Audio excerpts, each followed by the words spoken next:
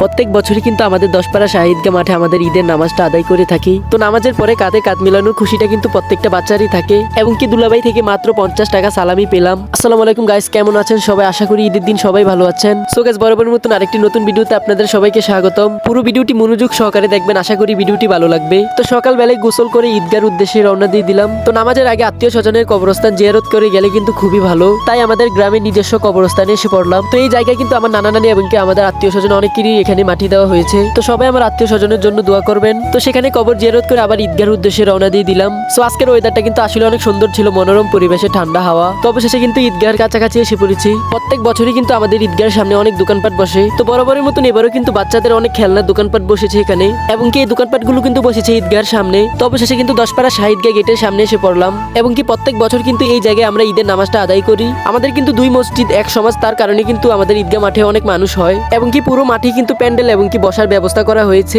তো আজকের ঈদের নামাজটা কিন্তু আমাদের এখানে 9 ঘটিকার সময় অনুষ্ঠিত হতে যাচ্ছে। এবং কি আমাদের ঈদগার সাথে কিন্তু অনেক বড় একটি দিঘি আছে, এখানে কিন্তু আমরা উজু করে নামাজটা আদায় করি এখানে। তো নামাজের আগে দেখলাম যে বাচ্চারা কাঁধে কাঁধ মিলে ঈদের আনন্দ উদযাপন করতেছে। তো প্রত্যেকটা মানুষই কিন্তু ঈদের স্মৃতি হিসেবে ছবি তুলে রেখে দেয়। তো সবাই উজু করে নামাজের জন্য তৈরি হয়ে নিচ্ছে। তো ঈদের দিন কিন্তু দান করা খুবই ভালো। আমাদের ঈদগার সামনে অনেক বড় একটি এতিমখানা মাদ্রাসা আছে, অনেকে কিন্তু এখান থেকে দান করে এই মাদ্রাসায়। তো অবশেষে কিন্তু নামাজের জন্য সবাই কাতারবন্দি হয়ে নিচ্ছে। তো আজকের এই ঈদের নামাজটা কিন্তু আমাদের দশপাড়া মসজিদের ইমাম সাহেব পড়াবে। আলহামদুলিল্লাহ, অবশেষে নামাজ শেষ করে খুতবা শোনার জন্য বসে পড়লাম। তো খুতবা শোনা কিন্তু ফরজ, এবং কি খুতবা পড়ার সময় কিন্তু কোনো কথা বলা উচিত না। তো সেখান থেকে ঈদের নামাজ পড়ে গ্রামের ভিতর দিয়ে রওনা দিয়ে দিলাম বাড়ির উদ্দেশ্যে। নামাজের আগে মানুষ টাকা দেয়, আর আমার দুলাভাই টাকা দিয়েছে নামাজের পরে, এবং কি মাত্র 50 টাকা দিয়েছে। এমনি তো আমার দুলাভাইটা একটু কিপটা বেশি। তো আমার মতন এমন দুলাভাই থাকলে কমেন্টে জানিয়ে দিবেন কার কার আছে। তারপর আমাদের দশপাড়া স্ট্যান্ডের সামনে এসে পড়লাম। তো তারপর আবার এসে পড়লাম আমার দুলাভাইয়ের সাথে ওনার দাদা দাদির কবর জিয়ারত করার জন্য। তো ওনার দাদা দাদির কবরস্থানটা কিন্তু 16 পাড়ায়। তো সেখান থেকে কবর জিয়ারত করে বাড়ির উদ্দেশ্যে আবার রওনা দিয়ে দিলাম। তো বাড়িতে এসে খাওয়া দাওয়া করে আবার শরবতের দোকানের উদ্দেশ্যে রওনা দিয়ে দিলাম। এবং কি আমাদের শরবতের দোকানটা কিন্তু বউবাজারে। তো শহীদনগর এসে আবার একটি ল্যান্ডওভারে উঠে গেলাম। তো আজকে ঈদের দিন তাই একটু ভাড়া বেশি। অন্যান্য সময় কিন্তু শহীদনগর থেকে হাসানপুর 10 টাকা, কিন্তু আজকে 20 টাকা করে নিয়েছে। তো হাসানপুর এসে এই পার থেকে ওই পার গিয়ে আবার একটি অটোতে উঠে গেলাম।